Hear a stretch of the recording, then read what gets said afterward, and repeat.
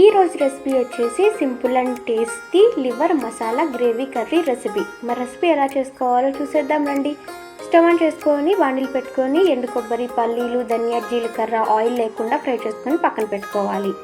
ఇలా ప్లేట్లో కనిపిస్తున్నవన్నీ మిక్సీ పట్టేసుకోవాలి. గిన్నె పెట్టుకొని ఆయిల్ వేసుకొని ఆయిల్ హీట్ అయ్యాక కరివేపాకు, చేసుకున్న పేస్ట్ మొత్తాన్ని వేసుకొని ఇలా ఆయిల్ పైకి తేలాక స్పైసెస్ని యాడ్ చేసుకోవాలి.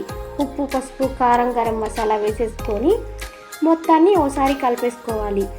ఒక అరగుప్పెడు కొత్తిమీరను కూడా చల్లేసుకొని లివర్ని ఒక 2 మినిట్స్ ఉప్పు, పసుపు వేసుకొని ఉడకబెట్టేసుకొని అది కూడా దీంట్లోకి మిక్స్ చేసేసుకోవాలి.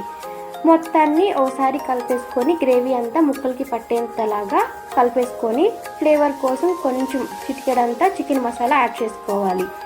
అంతే, కొత్తిమీర చల్లేసుకొని స్టవ్ ఆఫ్ చేసుకుంటే simple and tasty liver masala gravy curry ready.